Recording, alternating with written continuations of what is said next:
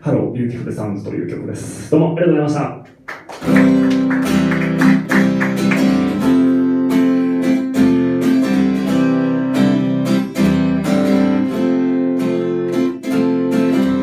そしてまだ僕らを歌い出す誰からとなくきっと暗い家の中でも一人でもまた歌い出す悲しみの場所から歩き出すその心に歌声を